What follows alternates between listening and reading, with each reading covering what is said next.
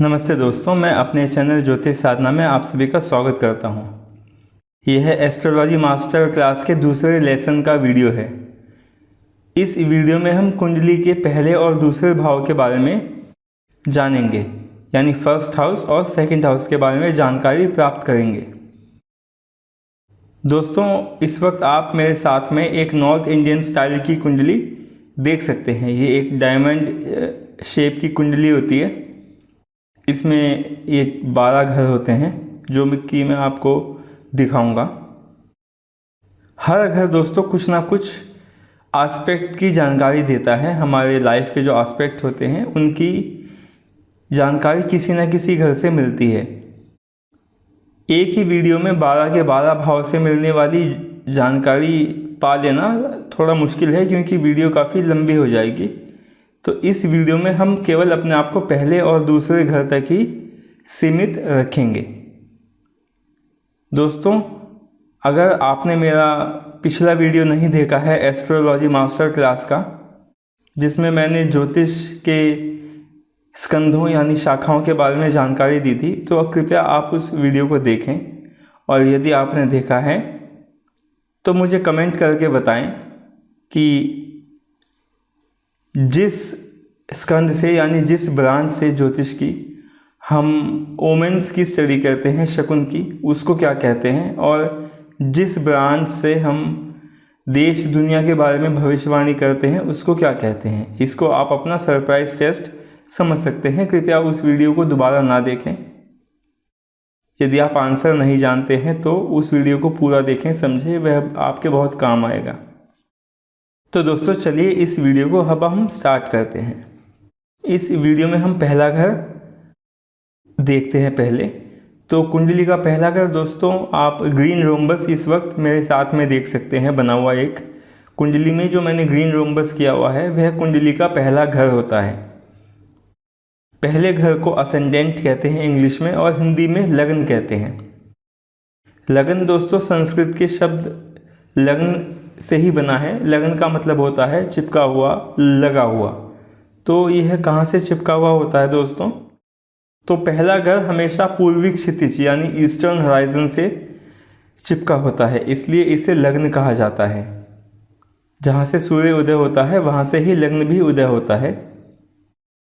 तो पहले घर को हम लगन कहते हैं, और घर की जगह हम भाव, हाउस या कस्ब इन जैसे शब्दों का प्रयोग भी कर सकते हैं। तो अब हम पहले घर के बारे में जानकारी प्राप्त करना शुरू करते हैं। हर भाव कुछ ना कुछ एस्पेक्ट की जानकारी देता है। तो पहले हम देखते हैं कि पहला घर किन किन चीज़ों की जानकारी देता है। दोस्तों पहला घर स्वयं को रिप्रेजेंट करता है, मतलब जो नेटिव जिसका चार्ट होता है, जिसकी कुंडली होती है, उसे खुद को जो रिप्रेजेंट करता है पहला घर करता है, यानी लग्न करता है। यहाँ से यात्रा शुरू होती है, इसलिए इसे आदि भाव भी कहते हैं। यहाँ से नेटिव की पर्सनालिटी, उसका अपीयरेंस, उसकी कॉम्प्लेक्शन, उसकी स्ट्रेंथ, उसकी वीकनेस, उसकी हैप्पीनेस, उसकी मिजरी, उसकी फेम, उसकी लॉन्गेविटी, बहुत सारी चीज़ें डिसाइड की जाती हैं। ये बहुत इम्पॉर्टेंट हाउस होता है दोस्तों। जैसा कि मैंने अभी आपको बताया, कोई व्यक्ति इस मृत्यु लोक में कितना जिएगा, इसको डिसाइड करने के लिए पहले घर को इन्वॉल्व करना बहुत आवश्यक होता है, क्योंकि अल्टीमेटली जातक को ही जीवन जीना होता है। तो पहला घर लॉन्गेविटी डिसाइड करने के बहुत काम आता है। इसके बाद दोस्तों यहाँ से जातक की फेम देखी जाती है कि जातक कितना नाम कमाएगा। यदि पहला घर ही पीड़ित हो तो यहाँ पर दोस्तों फेम का उल्टा यानी डिफेम हो जाता है, जातक को इंसल्ट झेलनी पड़ती है। इसके अलावा जो पहला घर होता है वो हमारी हैप्पीनेस या मिजरी, हैप्पीनेस एंड मिजरी बल्कि दोनों का एक रफ एस्टिमेट होता है। चाहे अच्छी सेहत हो, चाहे बीमारियां लगें, लगते ही लगन को ही हैं, ठीक है। तो चाहे खुशियां झेलें चाहे दुख झेलें, वह भी लगन को ही झेलनी पड़ती हैं। तो ये सब पहले हाउस से ही डिसाइड किया जाता है। यह जातक का टेम्परामेंट देखने के बहुत काम आता है। इसके अलावा आप ये कह सकते हैं कि जातक का जो स्टेमिना होता है उसको देखने के लिए पहला घर बहुत काम आता है। इसके बाद पहले घर से हम जातक के स्किन और बालों का जो टेक्सचर है उसके बारे में जानकारी प्राप्त करते हैं। अब दोस्तों हम यह देखते हैं कि पहला घर किन किन बॉडी पार्ट्स को रिप्रेजेंट करता है। तो पहला घर हेड को यानी सिर को, चेहरे को यानी फेस को, इसके अलावा दिमाग यानी ब्रेन, इसके अलावा चेहरे या शरीर पर जितने तिल या दाग होते हैं, मार्क्स, उनको रिप्रेजेंट करता है। साउंड या अनसाउंड माइंड को पहला घर बताता है। ठीक है, इसके अलावा आप कह सकते हैं कि जातक का स्टेमिना, जैसे मैंने आपको भी समझाया था, उससे भी पहला घर रिप्रेजेंट करता है। अभी मैंने आपको यह भी बताया था कि स्किन और बालों का टेक्सचर को पहला घर रिप्रेजेंट करता है। अब हम चलते हैं कि पहला घर की वजह से अगर शिक्षाएं मिलें तो वह कौन कौन सी शिक्षाएं होती हैं। इस समय जैसा कि आप मेरे साथ में लिखा हुआ देख सकते हैं, पहले घर की वजह से हमें योग, जो कि बाबा रामदेव सिखाते हैं, neurology, psychology, gymnasium, art of counselling, athleticism इत्यादि की शिक्षा मिलती है। ठीक है दोस्तों, अब हम बॉडी पार्ट और एजुकेशन को कंबाइन करके जानेंगे कि पहले घर की वजह से अगर प्रोफेशन हो तो वह कौन कौन से प्रोफेशन हो सकते हैं। तो मैं आपके सामने अब अगली स्लाइड ओपन करता हूं दोस्तों। पहले घर की वजह से प्रोफेशन होता है तो दोस्तों जातक बहुत अच्छे एडवाइज़र बन सकते हैं, फिजिकल इंस्ट्रक्टर या योगा इंस्ट्रक्टर बन सकते हैं। इसके अलावा वे न्यूरोलॉजिस्ट हो सकते हैं, साइकोलॉजिस्ट हो सकते हैं, साइकेट्रिस्ट हो सकते हैं। ठीक है, इसके अलावा हेड इंजरी से का जो इलाज करते हैं वो डॉक्टर हो सकते हैं। दिमाग से संबंधित चीज़ों का इलाज, जैसे सेरेब्रल केसेस का जो इलाज करते हैं वो डॉक्टर हो सकते हैं। कोमा का इलाज करने वाले डॉक्टर हो सकते हैं। इसके अलावा जिम्नेजियम में जिम्नास्ट हो सकते हैं, जिम्नेजियम में काम करने वाले लोग हो सकते हैं। ठीक है, या अपने एफर्ट से कोई भी काम करने वाले लोग हो सकते हैं जो स्क्रैच से अपने एफर्ट से काम करते हैं। तो ये सब प्रोफेशन पहले घर की वजह से होता है। इसके बाद दोस्तों हमें यह जानना चाहिए कि पहले घर की वजह से अगर बीमारियां लगती हैं तो वह कौन कौन सी लग सकती हैं। बॉडी पार्ट देखकर आप समझ गए होंगे कि पहले घर की बीमारियां मुख्यतः सिर और दिमाग से संबंधित होती हैं। तो आप हेडेक ले लीजिए, मेनिंजाइटिस ले लीजिए जो कि एक दिमागी बुखार होता है।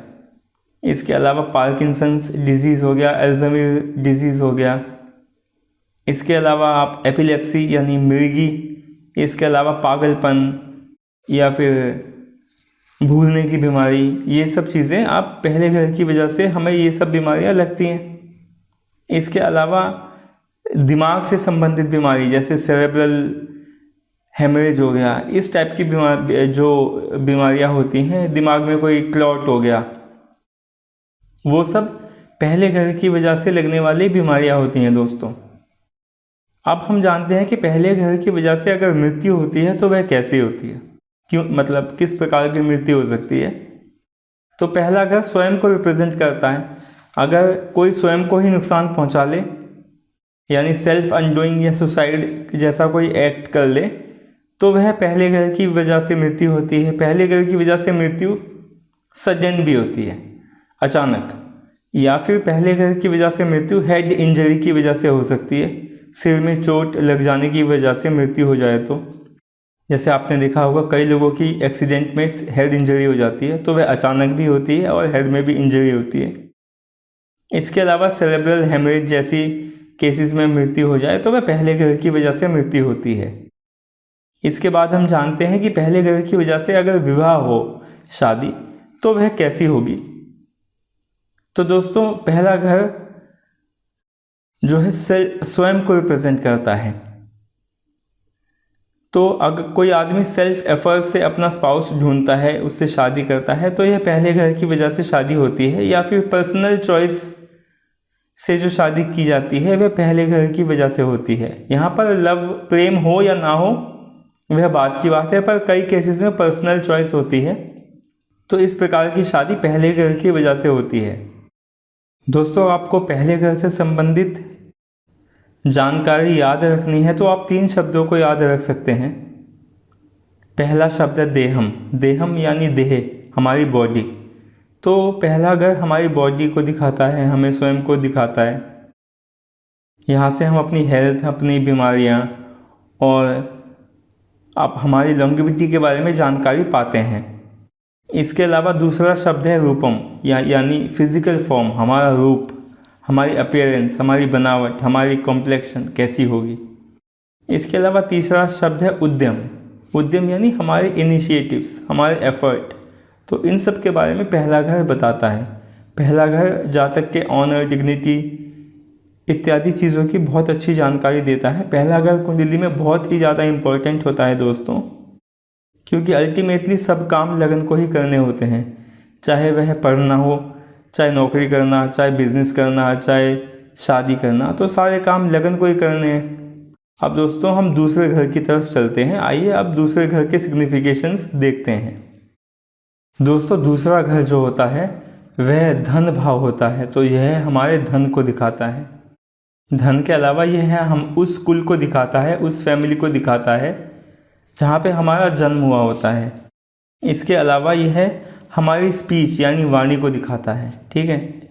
इसके बाद यह हमारी दाईं आँख को दिखाता है। मैं आपको दिखाता हूँ इस चीज़ को हम कैसे याद रख सकते हैं। मान लीजिए ये जो आपके सामने दूसरा घर है, जो कि आप कुंडली में ग्रीन एक ट्रायंगल देख सकते हैं, यह दूसरा घर है।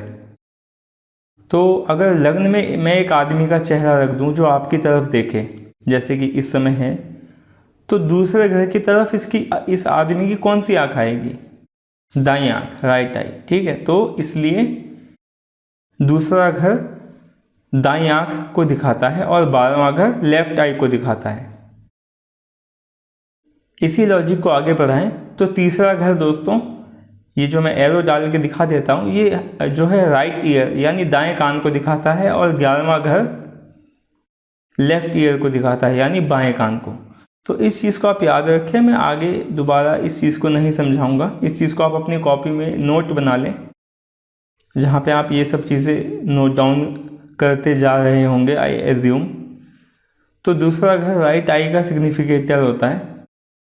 इसके अलावा दूसरा घर दोस्तों हमारे खाने पीने का जो चीज़ें होती हैं उनको दिखाता है, ऑर्नामेंट को दिखाता है, सेमी प्रेशियस या प्रेशियस स्टोन्स को दिखाता है, गोल्ड, सिल्वर, इन सब चीज़ों को दिखाता है, मूल्यवान धातुओं को। इसके बाद दोस्तों दूसरा घर जो होता है बहुत इंपॉर्टेंट होता है। यह हमारी इमेजिनेशन पावर और ऑब्जर्वेशन पावर को दिखाता है। यह ज्ञान को दिखाता है, एक व्यक्ति के पास कितना ज्ञान है। ज्ञान भी दोस्तों वेल्थ ही होती है। तो दोस्तों क्योंकि यह जो घर है यह नॉलेज, ऑब्जर्वेशन पावर और इमेजिनेशन पावर को दिखाता है, तो पढ़ाई के लिए यह घर बहुत ही ज़्यादा महत्वपूर्ण हो जाता है। तो दोस्तों आप समझ ही गए होंगे कि कौन व्यक्ति कितना धनवान होगा। यह डिटरमाइन करने के लिए हमें यही चीज़ देखनी पड़ती है कि दूसरा घर किसका बहुत ज़्यादा स्ट्रांग है। बिना दूसरा घर स्ट्रांग हुए दोस्तों कोई व्यक्ति जो है धनवान नहीं हो सकता। इसके अलावा क्योंकि दूसरा घर लग्न के बहुत ज़्यादा नज़दीक होता है, तो यह हमारे बहुत ही ज़्यादा विश्वसनीय जो पात्र होते हैं, वेरी ट्रस्टेड एड्स, जो हमारे साथी होते हैं, संगी साथी, बहुत भरोसेमंद, उनको दिखाता है। हमारे क्लोज फॉलोअर्स को दिखाता है।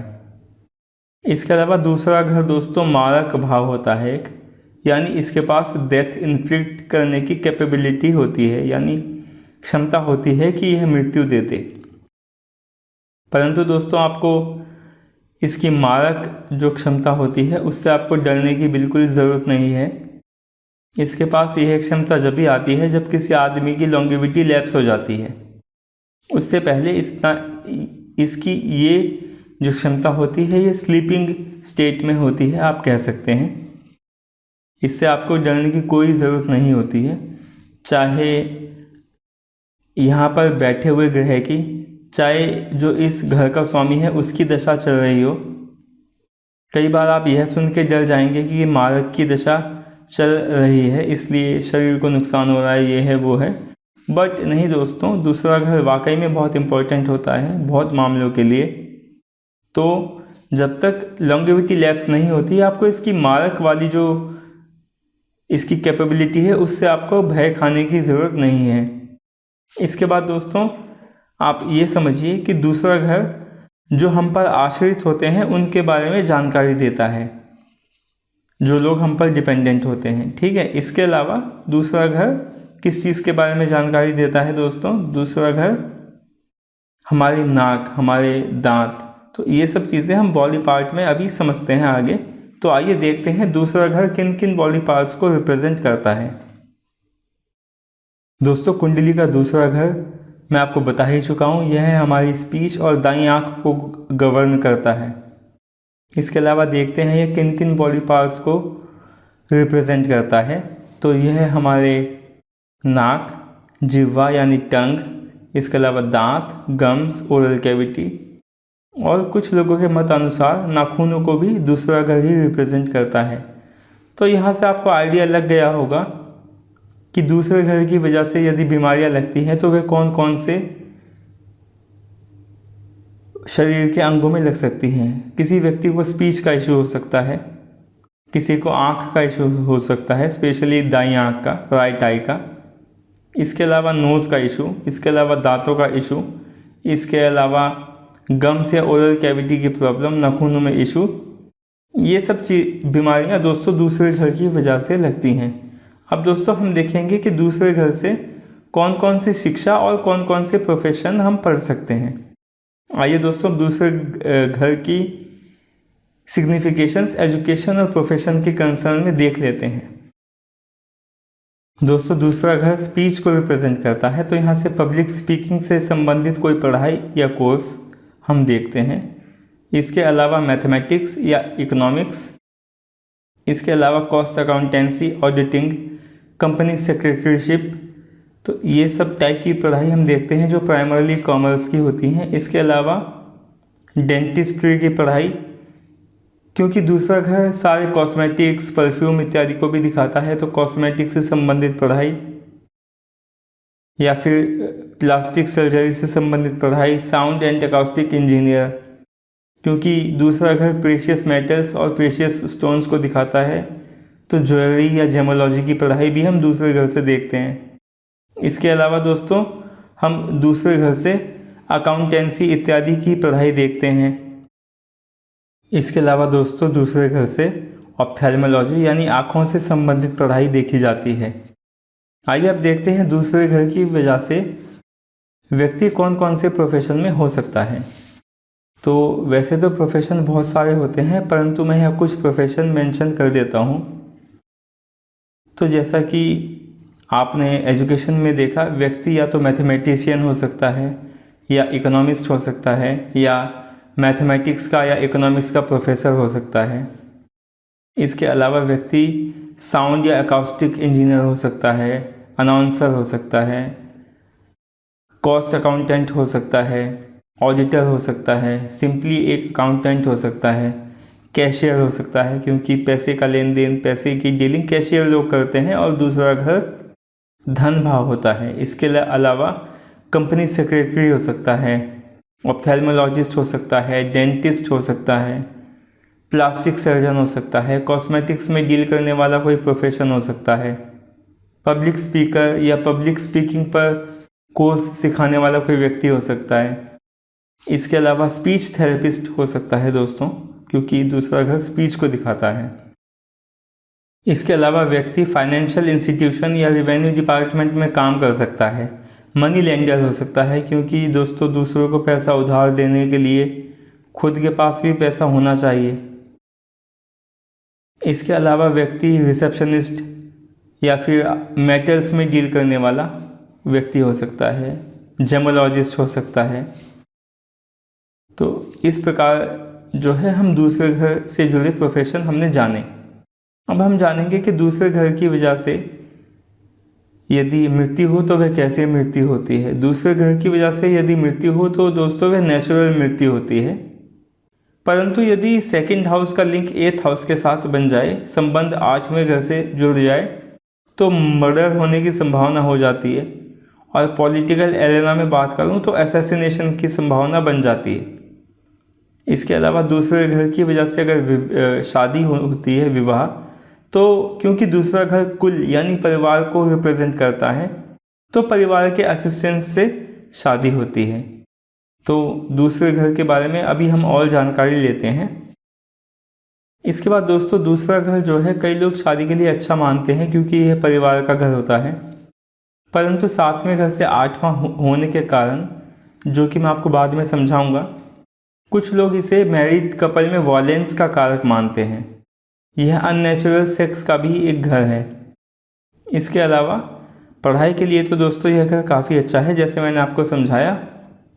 दूसरा घर दोस्तों बहुत ही एक महत्वपूर्ण घर होता है, क्योंकि कोई बिजनेसमैन होता है तो अल्टीमेटली बिजनेस का एम क्या होता है? पैसा जनरेट करना। तो उसके लिए दूसरा घर बहुत ज़्यादा इम्पोर्टेंस होल्ड करता है। तो दोस्तों, दूसरे घर की सिग्निफिकेशंस ये थी। आशा है आपने पहले दो घर की सिग्निफिकेशंस अच्छे से समझी होंगी और आप इसके अब नोट्स बनाएंगे। दोस्तों, हम हर वीडियो में दो दो घरों की सिग्निफिकेशंस देखेंगे और आप हर दिन एक ही वीडियो देखें, जितनी सिग्निफिकेशंस लिखें उनको अच्छे से याद करें। अगले वीडियो में जो मैं आपसे सरप्राइज सवाल पूछूं, उनके जवाब मुझे कमेंट्स में दें। आशा है दोस्तों आपको यह वीडियो पसंद आया होगा। यदि आपको यह वीडियो पसंद आया है तो कृपया इस वीडियो को लाइक करें, मेरे YouTube चैनल ज्योतिष साधना को सब्सक्राइब करें और बेल आइकन को भी दबाएं, जिससे मेरे ताज़ा वीडियोस की नोटिफिकेशन आपको मिल जाए। एस्ट्रोलॉजी मास्टर क्लास के तीसरे लेसन में हम तीसरे और चौथे भावों के बारे में जानकारी प्राप्त करेंगे। आशा है आपने इस वीडियो से बहुत कुछ नया सीखा होगा। तो अब मैं आपसे अगले वीडियो में मिलूँगा। तब तक भगवान राम से आपके कुशल क्षेम की प्रार्थना है। जय श्री राम दोस्तों।